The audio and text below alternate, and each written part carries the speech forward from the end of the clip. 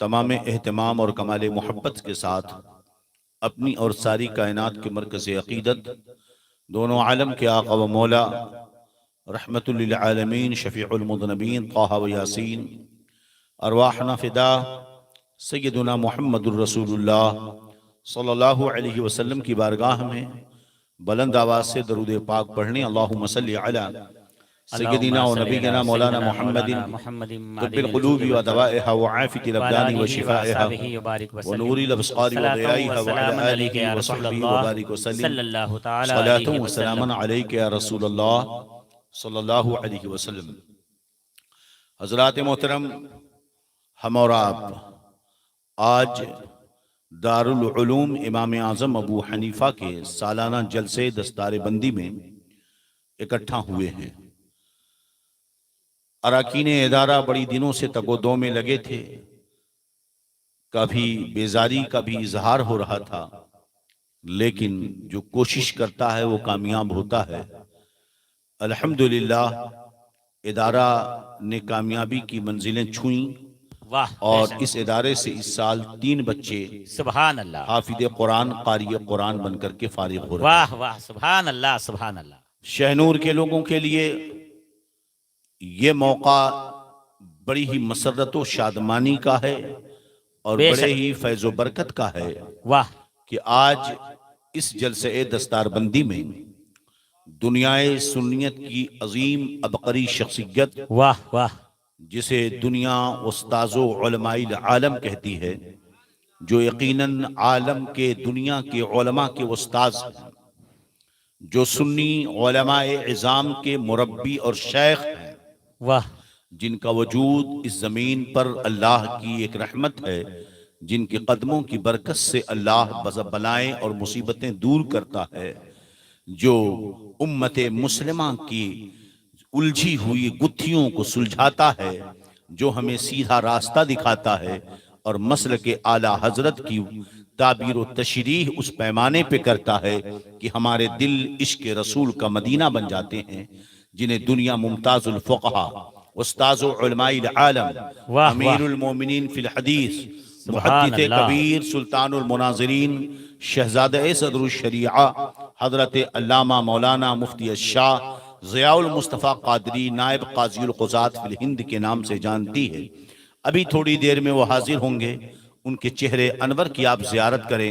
91 سال ہونے کو آ رہے ہیں، مگر اس عمر میں بھی جبکہ لوگوں کے چہروں کی جھریاں گر جاتی ہیں اور ہڈیاں نظر آتی ہیں، چہروں کی رونقیں غائب ہو جاتی ہیں، مگر اللہ والے جیوں جیوں ان کی عمر بڑھتی ہے، چہرے پہ نور بڑھتا چلا جاتا ہے۔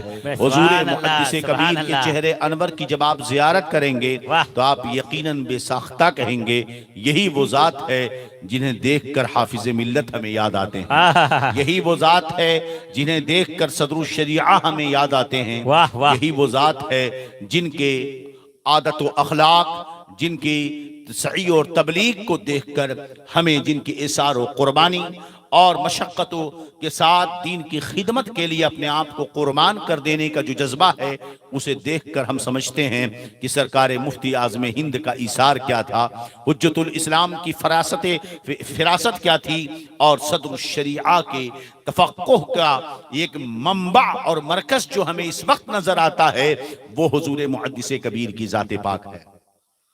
آج وہ ذات تشریف لا رہی ہے، یاد رکھو کل پچھتاؤ گے، آج دیکھ لو تاکہ کل پچھتانا نہ پڑے کہ ہم نے محدث کبیر کو پایا مگر برکتیں سمیٹی نہیں، اپنے ایمان کو روشنی نہیں دی۔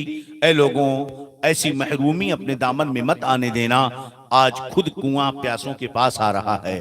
یہ بہت بڑی بات ہے کہ حضور محدث کبیر، اسلاف و اکابرین، آبا و اجداد اور مسلک اعلیٰ حضرت، سرکار اعلیٰ حضرت کا فیضان علمی اور فیضان روحانی لے کر خود شہر شاہنور میں حاضر ہو رہے ہیں۔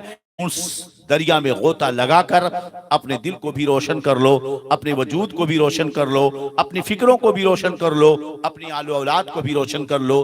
تھوڑی ہی دیر میں حضور محدث کبیر منبر نور پر جلوہ افروز ہوں گے، مگر اب تک وہ نہیں ہے یہ مت کہنا، کیونکہ انہوں نے اپنی نشانی اپنے جانشین کی صورت میں حضرت علامہ مولانا ابو یوسف محمد صاحب قبلہ کو ہمارے درمیان بھیج دیا ہے. آپ چہرے کی زیارت کریں اور اس کے بعد خاکہ ایک پیدا کریں کہ جب ان کی عمر اس دہلیز کو پہنچے گی تو آپ یہی کہو گے کہ جب حضور حضرت علامہ ابو یوسف محمد آئیں گے تو آپ یہی کہو گے کہ لگتا ہے محدث کبیر آ رہے ہیں، لگتا ہے کہ محدث کبیر آ رہے ہیں. الحمدللہ یہ ہوتا ہے کہ ہمارے اللہ کے محبوب بندے اپنا جانشین بڑی پاکیزہ صورتوں میں چھوڑ کر کے جاتے ہیں. بہرحال آپ بالکل پسمردہ مت ہونا، چہروں سے آپ کے بشاشت اور تازگی دور نہ ہونے پائے. آپ منتظر رہیں، جتنا انتظار کریں گے برکتیں اتنی زیادہ ملیں گی. ایک بار درود پاک پڑھنے اللہم صلی علی سیدنا و نبینا مولانا محمد طب القلوب و دوائها وعافیت الابدان و شفائها و نور الابصار و ضیائها وعلى آلہ وصحبہ وبارک وسلم. صلاۃ و سلام علیک یا رسول اللہ صلی اللہ تعالی علیہ وسلم. محبان محترم، رفیقان گرامی وقار، آپ یہ جانتے ہیں کہ ہم مذہب اسلام کو ماننے والے ہیں. مذہب اسلام وہ پاکیزہ مذہب ہے جو اللہ کو پسند ہے. یوں تو دنیا میں لوگوں نے طرح طرح کے مذاہب گڑھ رکھے ہیں، الگ الگ نام سے مذہب پایا جاتا ہے اور اس کے ماننے والے بھی پائے جاتے ہیں، مگر اللہ کو اگر کوئی دین پسند ہے تو وہ دین اسلام ہے. اللہ عز و جل ارشاد فرماتا ہے ان الدین عند اللہ الاسلام، بے شک اللہ کے نزدیک سب سے پاکیزہ اور پسندیدہ دین کون سا دین ہے؟ دین اسلام ہے. دین اسلام کے علاوہ کسی اور دین کو اللہ رب العزت پسند نہیں فرماتا ہے. اور آپ یہ جانتے ہیں کہ اسلام کی دین کی بنیاد 5 چیزوں پر ہے. دین کی بنیاد کتنی چیزوں پر ہے؟ 5 چیزوں پر ہے. نمبر 1 کلمہ شہادت، دوسرا نماز، روزہ، حج، زکوٰۃ. یہ 5 چیزیں اسلام کے پلر ہیں، اسلام کی بنیاد ہے انہی 5 چیزوں پر. اس کی وضاحت مزید آپ جو یہ مدرسہ چل رہا ہے، یہ مدارس اسی لیے بنائے گئے ہیں تاکہ ہمیں دین کی اصول سکھائے جائیں. اسی مدرسے میں پڑھنے والے بچوں کو اسلام کے یہ 4 اصول، یہ دین کی اصل جو ہے جس پر اس کی بنیاد قائم ہے، نماز، روزہ، حج و زکوٰۃ، کلمہ شہادت، انہی مدرسوں میں سکھایا جاتا ہے. الحمدللہ آپ ان بچوں سے پوچھیں گے یہ بچے آپ کو فوراً بتائیں گے کلمہ شہادت کسے کہتے ہیں، نماز، روزہ، حج و زکوٰۃ کیا ہے. آپ مجھے بتائیں جن 5 چیزوں پر ہمارے دین کی بنیاد ہے، کیا یہ بنیاد اسکولوں میں بتائی جاتی ہے، کالجز میں بتائی جاتی ہے، نرسریوں میں بتائی جاتی ہے؟ ہم مسلمان ہیں اور ہمارے دین کی بنیاد جن چیزوں پر ہے ان چیزوں کی تعلیم اسکولوں، کالجوں میں، نرسریوں میں نہیں بتائی جاتی ہے. اگر بتائی جاتی ہے تو دارالعلوم امام اعظم ابو حنیفہ میں بتائی جاتی ہے. واہ واہ واہ واہ، اس بہت لیے عمدہ. اپنے بچوں کو مدرسوں کے قریب لاؤ، اس لیے کہ انسان وہی مرنے کے بعد قبر و آخرت میں کامیاب ہوگا جو اللہ سے ڈرتا ہوگا، شریعت پر عمل کرے گا. اور اگر شریعت پر عمل وہ نہیں کرتا، خدا سے نہیں ڈرتا، تو قبر میں بھی جو پہلی منزل ہے کامیاب نہ ہوگا اور آخرت کی منزلوں میں بھی پھنستا چلا جائے گا. اس لیے اگر کامیابی چاہیے تو خدا کا خوف دل میں ہونا چاہیے. اور خدا کا خوف دل میں کب پیدا ہوگا؟ جب اللہ اس کے رسول کی معرفت ہوگی، دین کا علم ہوگا. تبھی تو اللہ نے فرمایا انما یخشی اللہ من عبادہ العلماء، بے شک اللہ سے اس کے بندوں میں علماء ہی ڈرتے ہیں، اہل علم ہی ڈرتے ہیں. اور ان کا مقام و مرتبہ نبی کریم نے اتنا بلند فرمایا انما العلماء هم ورثۃ الانبیاء، یہ علماء ہی انبیاء کے وارث ہیں. انبیاء علماء ہی کس کے وارث ہیں؟ انبیاء کرام کے وارث ہیں. ایک انسان مرتا ہے، جائیداد چھوڑتا ہے، کھیت چھوڑتا ہے، باغات چھوڑتا ہے، پراپرٹی چھوڑتا ہے، سونے چاندی چھوڑتا ہے. پھر یہ جائیداد، زمین، یہ اس کے جو بینک بیلنس ہوتے ہیں، یہ وراثت میں اس کی اولادوں میں بڑھ جایا کرتے ہیں. مگر نبی اگر اپنے کسی چیز کا وارث بناتا ہے تو وارث وہ وراثت علم ہے. اور علم کی وراثت ملتی کسے ہے؟ علماء کرام کو ملا کرتی ہے. انبیاء روپے پیسے کا کسی کو وارث نہیں بناتے. انبیاء اگر وارث بناتے ہیں تو علم کا وارث بناتے ہیں. بہت عمدہ، بہت عمدہ. واہ واہ. کیا اپنے بچوں کو آپ نبی کا وارث بنانا نہیں چاہتے؟ کیا اپنے بچوں کو نبی کریم کا وارث نہیں بنانا چاہتے؟ نبی کریم کی دولت کا وارث نہیں بنانا چاہتے؟ اگر بنانا چاہتے ہو تو دارالعلوم امام اعظم ابو حنیفہ میں بھیجو اپنے بچوں کو. یہ بچہ حافظ قرآن بنے گا، عالم دین بنے گا. جب سنی ادارے سے پڑھ کر وہ فارغ ہوگا تو وہ بچہ عالم دین جب بنے گا تو میرے آقا کا فرمان سامنے ہوگا، انما العلماء هم ورثۃ الانبیاء. یہ علماء انبیاء کے وارث ہیں. واہ واہ واہ واہ، بہت عمدہ، بتائیے جو بہت نبی کا وارث ہو، بہت آپ خوب، کی بہت خوب. جائیداد کا جو وارث بنا، کیا اس جائیداد میں جانے سے کوئی اسے روک سکتا ہے؟ بولو. باپ کی جو جائیداد ہے، کیا بیٹے کو باپ کی اس جائیداد میں جانے سے کوئی روک سکتا ہے؟ میں پوچھتا ہوں، جب نہیں روک سکتا تو میرے آقا مالک جنت ہے. جب وہ جو بندہ نبی کا وارث ہو گیا ہے اور جنت مصطفیٰ کی ملکیت ہے تو کبھی بھی اسے کوئی جنت سے روک نہیں سکتا ہے. نعرہ تکبیر، نعرہ رسالت، مسلک اعلی حضرت فیضان امام اعظم ابو حنیفہ، آپ جلسہ دستار بندی. ایئرپورٹ جاتے ہیں، واہ. ایئرپورٹ جاتے ہیں، فلائٹ پکڑتے ہیں، آپ جاتے ہیں، آپ کا ٹکٹ ہوتا ہے، آپ کو پھر بھی اندر نہیں جانے دیا جاتا. آپ کا ٹکٹ پہلے دیکھا جاتا ہے گیٹ پر. گیٹ پر ٹکٹ دیکھنے کے بعد آپ سے آئی کارڈ پوچھا جاتا ہے. آپ اپنا آدھار کارڈ دکھاتے ہو، وہ آپ کا آدھار کارڈ اور نام اور ٹکٹ میل کرتا ہے. اب اس کے بعد دیکھنے کے بعد اندر بھیجتا ہے. اب بھی آپ فلائٹ پہ نہیں بیٹھ سکتے ہیں. پھر آپ اندر گئے، آپ امیگریشن کی جگہ پر پہنچے، بورڈنگ کی جگہ پہ پہنچے. بورڈنگ میں پہنچنے کے بعد پھر آپ ٹکٹ دکھاتے ہیں، پھر اس کے بعد اپنا آئی ڈی دکھاتے ہیں، پھر آپ کو بورڈنگ کارڈ ملتا ہے. اب بھی آپ نہیں جا سکتے فلائٹ پر. اب آپ کو چیکنگ سے گزرنا ہوگا، انکوائری سے گزرنا ہوگا. آپ کا ایک ایک سامان چیک کیا جائے گا، آپ چیک کیے جاؤ گے. اس کے بعد آپ کو آگے بڑھنے دیا جائے گا. یہ دنیا کے سفر میں آپ کو اتنی مشقتیں اٹھانی پڑتی ہیں. حشر کے سفر تک، میدان قیامت کے قیام تک، حساب و کتاب کی اس منزلوں تک پہنچنے سے پہلے اس دنیا کا بھی سفر انسان کو طے کرنا ہے، قبر کا بھی سفر اسے طے کرنا ہے، پھر اس کے بعد محشر کی وادیوں میں جانا ہے. یاد رکھو، جس کے پاس نبی کی وراثت کی آئی ڈی کارڈ ہوگا، نہ قبر میں وہ روکا جا سکتا ہے، نہ حشر میں روکا جا سکتا ہے. واہ واہ واہ واہ واہ واہ، ہائے ہائے ہائے ہائے، بہت خوب. سبحان اللہ، سبحان اللہ. بولو. آپ کسی منسٹر سے ملنے جانتے ہو؟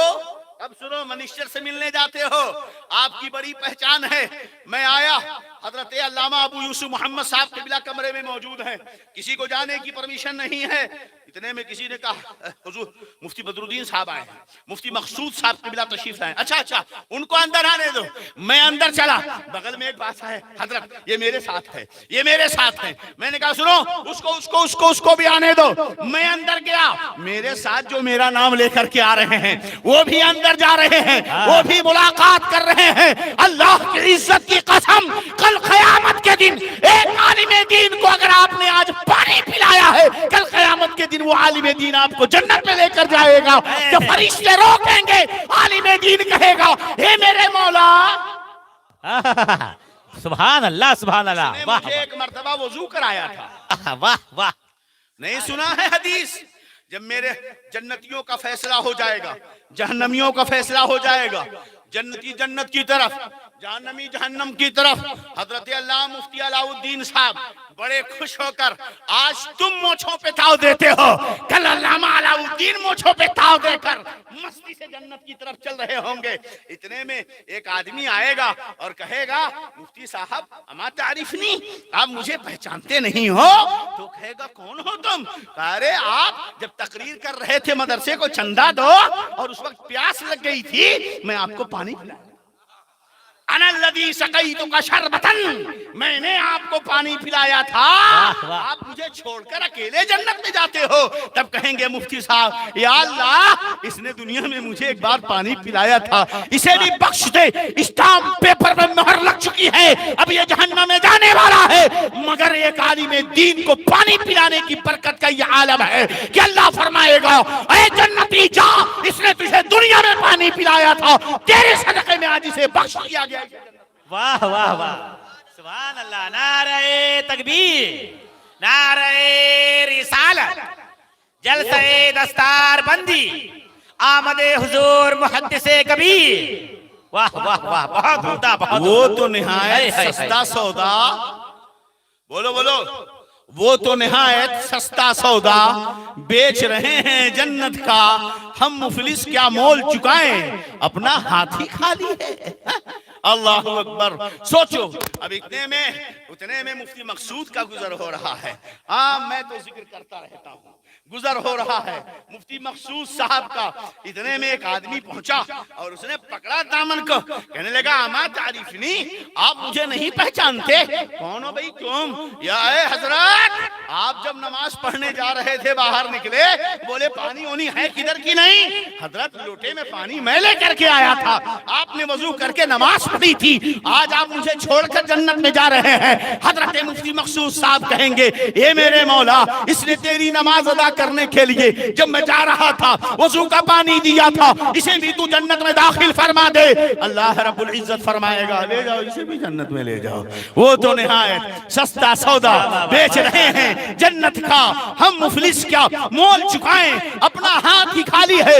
اے سنی مسلمانوں، تم یوٹیوب پر تم اس طارق ذلیل کی تقریریں سنتے ہو، طارق مسعود جیسے خبیث کی تقریریں سنتے ہو، تم نہ جانے کیسے گدھوں کی تقریریں سنتے ہو جو کہتے ہیں غوثیان ہم جنت میں نہیں لیے جائیں گے۔ میں کہتا ہوں اللہ کی عزت کی قسم، یہ حافظ قرآن اپنی خاندان کے 20 لوگوں کو جنت میں لے کر جائے گا جن پر جہنم واجب ہو چکی ہے۔ واہ واہ واہ، بہت عمدہ، بہت ایسے 20 لوگوں کو جنت میں لے جائے گا، قد وجبت لہم النار، حدیث پاک میں ہے، ان پر جہنم واجب ہو چکی ہے، یہ قرآن اسے جنت میں لے جائے گا۔ عالم دین اپنے خاندان کے 80 لوگوں کو جنت میں لے جائے گا جس پر جہنم واجب ہو چکی ہے۔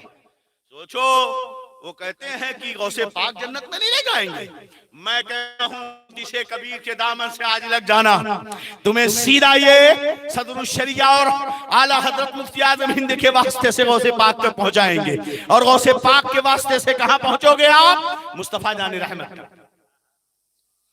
آج چاہتے ہو جنت خریدنا تو موقع ہے سامنے۔ مفتی مقصود صاحب نے تو جنت کے بیچنے کی بات کر ہی دی ہے۔ ان اللہ اشتری المؤمنین انفسهم واموالهم بان لهم الجنہ، بے شک اللہ نے مومنوں کے جان و مال کو جنت کے بدلے میں خرید لیا۔ اب مال اور جان دونوں، جان ہے جہاد، مال ہے قربانی، صدقہ زکوٰۃ و خیرات و عطیات۔ یاد رہے جہاد تو قیامت تک، الجہاد ماض منذ بعثت الی یوم القیامہ، میرے نبی نے فرمایا یہ ہمیشہ ذات جاری رہے گا جب سے میں مبعوث کیا گیا صبح قیامت تک۔ مگر آج کو کوئی مقرر کھڑا ہو کر آج جہاد کی بات کرے ورنہ تم گڑبڑ کر رہے ہو۔ یہ حالات اس وقت، اس کے لیے اسلامی حکومت ہونا چاہیے۔ ہم نے ایک معاہدہ کیا ہے، یہ ہمارا ملک ہے، سب کے ساتھ مل کر اپنے اپنے طریقے پر اپنے دین و شریعت کو بچاتے ہوئے اور اپنے ایمان و عقیدے پر مضبوطی سے قائم ہو کر کے اپنی زندگی گزارنا ہے۔ ہم ہندوستان کے سمویدھان کو مانتے ہیں اور اسی کے مطابق ہم اپنی زندگی مذہب کی آزادی کے ساتھ گزارتے ہیں۔ اس کا یہ مطلب نہیں کہ وہابیوں سے دوستی کرو، وہابیوں سے دوستی کرو، بھئی وہابیوں سے ہمارا معاہدہ ہی نہیں، ہمارا وہابیوں سے معاہدہ نہیں ہے۔ ہم کسی سے بھی معاہدہ کر سکتے ہیں مگر نبی کے گستاخ سے معاہدہ نہیں کر سکتے، سمجھے کہ نہیں؟ ان سے ہمارا کوئی معاہدہ نہیں، مگر افسوس ہے کہ ہم کر رہے ہیں۔ ایسے وہابیوں کی باتیں سنتے ہیں آپ، اللہ اکبر، کہ وہ غوث پاک جنت میں نہیں لے جا سکتے، لا حول ولا قوت الا باللہ۔ اے مسلمانوں، محدث کبیر تمہیں جنت میں لے جائیں گے، تمہاری بخشش وہ کروائیں گے۔ آج موقع ہے تمہارے پاس، ان کے دامن رحمت سے جڑ جاؤ، داخل سلسلہ ہو جاؤ۔ اے شہنور کے مسلمانوں، اللہ کی عظیم رحمت ہے محدث کبیر آج اس زمین پر، جن کی وجود کی برکت سے اللہ کی عزت کی قسم ہم نہ جانے کتنے فتنوں سے محفوظ ہیں، ورنہ فتنے تو اپنا منہ پھاڑے ہوئے ہمیں کھانے کی تیاری میں ہے۔ ایک اللہ کے ولی کی وجود کی وہ دھاک ہے کہ سارے فتنے اپنی جان توڑتے ہوئے نظر آ رہے ہیں، مردہ دفن ہو رہے ہیں۔ واہ واہ واہ۔ علماء اہل سنت سے بڑی مؤدبانہ گزارش کروں گا، حالات ہمیشہ بدلتے کروٹیں لیتے رہیں گے، مگر یاد رکھو جب تک محدث کبیر ہے تم بچے ہو، واہ، جب تک وہ بچے ہیں جب تک وہ ہیں تم بچے ہو۔ ایک تاج الشریعہ کیا گئے مصیبتوں کا پہاڑ کم ٹوٹا ہے؟ کم ٹوٹا ہے؟ کتنے لوگ مائک پر چلاتے تھے ٹی وی حرام، ٹی وی حرام، ٹی وی حرام، آج وہی لوگ صرف ٹوائلٹ باتھ روم کی نہیں بنواتے ہیں، بقیہ سب بنواتے ہیں۔ سمجھے کہ نہیں؟ ایسے لوگ ملیں گے، چلو ادھر کو جدھر کی ہوا چلے، نہیں ہمیں ادھر چلنا ہے جدھر مدینے کی ہوا چلے، واہ واہ ہمیں واہ، ادھر نہیں چلنا ہے جدھر کی ہوا چلے، بے ہوا شک۔ کے رخ پہ چلو، بات نہ بدل ڈالو، اپنے اندر وہ ایمانی قوت رکھو کہ فتنے جب آئیں تو تمہارا چہرہ دیکھ کر مڑ جایا کرے، تم سے ٹکرانے کی ان کے اندر ہمت نہ ہو۔ یہ اسی وقت ہو سکتا ہے جب محدث کبیر کے دامن سے تم وابستہ ہو جاؤ۔ میرے دوستوں، علم اتنا آسان نہیں ہے۔ آپ مجھے بتاؤ، بس اپنی گفتگو میں ختم کرنا چاہوں گا، دروشی پڑھنے، اللہم صلی علی سیدنا مولانا محمد طب القلوب ودوائها وعافیة الابدان وشفائها ونور الابصار وضیائها وعلى آلہ وصحبہ وبارک وسلم، صلاۃ وسلام علیک یا رسول اللہ صلی رسول اللہ صلی اللہ تعالی علیہ وسلم۔ یہ بتاؤ، بولو چرس پینا صحیح کام ہے؟ چرس پینا صحیح کام ہے؟ شراب پینا، جوا کھیلنا، روڈوں پہ کھڑے ہو کر مستیاں کرنا، اسکول اور کالج کے باہر بائک پہ کھڑے ہو کر لڑکیوں کو چھیڑنا، یہ صحیح کام ہے؟ کون کرتا ہے؟ مدرسے کے بچے؟ کسی مولانا کو دیکھا ہے کبھی بائک لے کر اسکول کے گیٹ پہ کھڑا ہو؟ پوچھنا چاہتا ہوں آپ سے، کسی عالم کو دیکھا ہے کبھی؟ بولو یار، دیکھا ہے؟ کسی عالم کو دیکھا ہے اسکول کے گیٹ پر کھڑے ہو کر لڑکیوں کو چھیڑتے ہوئے؟ زور سے بولو، دیکھا ہے؟ شراب پیتے دیکھا؟ جوا کھیلتے دیکھا؟ چرس پیتے دیکھا؟ نہیں دیکھا نا؟ تو کیا چاہتے ہو آپ کا بچہ بھی ایسا ہی بنے نا؟ شراب نہ پیے، جوا نہ کھیلے، نشے نہ کرے؟ اللہ اکبر۔ پھر اپنے بچوں کو تم علم دین کیوں نہیں سکھاتے؟ اپنے بچوں کو حافظ قرآن کیوں نہیں بناتے؟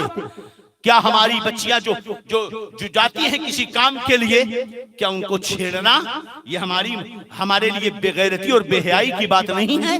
کیا وہ بیٹیاں کسی کی بیٹیاں نہیں ہیں؟ مگر افسوس تو یہ ہے کہ آخر وہ بیٹیاں ایسے لباس پہنتی ہی کیوں ہیں؟ تالی کبھی ایک ہاتھ سے نہیں بجا کرتی، آپ لاکھ بجاتے رہیے، تالی نہیں بجے گی جب تک دونوں ہاتھ کا آپ استعمال نہ کریں گے۔ اس لیے جو سماج میں بے حیائیاں اور برائیاں پیدا ہو رہی ہیں، اس کی بہت بڑی وجہ یہ ہے میرے دوستوں۔